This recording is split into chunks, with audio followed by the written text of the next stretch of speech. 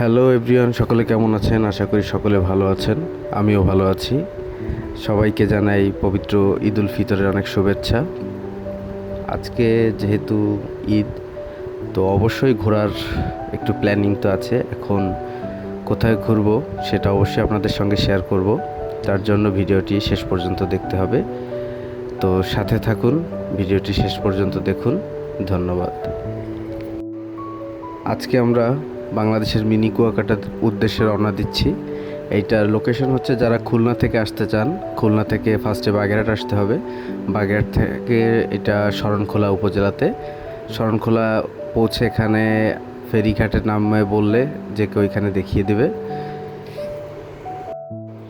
এখন আমরা মোরেলগঞ্জ ফেরিঘাটে আছি, ফেরি পার হচ্ছি। আমার সাথে আমার দুইটা ফ্রেন্ড আছে। আমরা তিনজন মিলে যাচ্ছি আর কি ঘুরতে, অন্য কেউ নাই এখানে। অবশেষে আমরা আমাদের গন্তব্য মিনি কুয়াকাটাতে পৌঁছে গেলাম। এখানে আপনারা আসার পরে আপনাদের একটা, আমি শিওর বলতে পারি যে আপনাদের একটা কুয়াকাটা ফিল দেবে।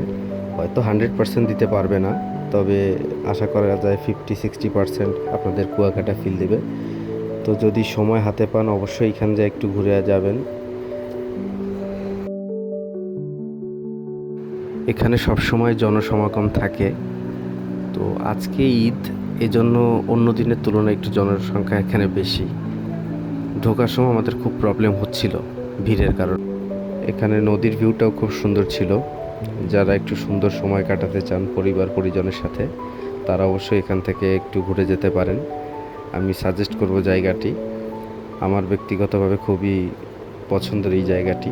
আমরা অনেক দিন ধরেই প্ল্যান করছিলাম, কিন্তু আসলে যেহেতু সবাই ব্যস্ত, এই জন্য সময় করে উঠতে পারিনি। তো যাই হোক, লাস্ট আসা হলো অবশেষে।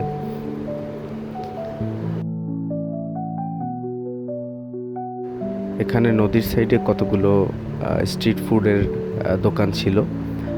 পাশাপাশি ভিতরে একটা ক্যাফেও এখানে আছে। ক্যাফেটা বেশ সুন্দর বাইরে থেকে। ভিতরে বসার জায়গা আছে এবং বাইরে আপনার বাইক গাড়ি এগুলো পার্কিংয়ের জন্য আলাদা জায়গা আছে। এখানে খাবারের মানও মোটামুটি ভালোই। ক্যাফে থেকে বের হয়ে সর্বশেষ আমরা গেলাম আবার নদীর দিকে। তখন একটু সন্ধ্যা হয়ে গেছিলো। তো সন্ধ্যার পরে পরিবেশটা আরও বেশি সুন্দর লাগছিল। একপাশে নদী, একপাশে ঝাউ বাগান। তো সব মিলে এখান থেকে খুব ফুরফুর একটা বাতাসও ছিল, যেটা আমার খুব ভালো লাগছে।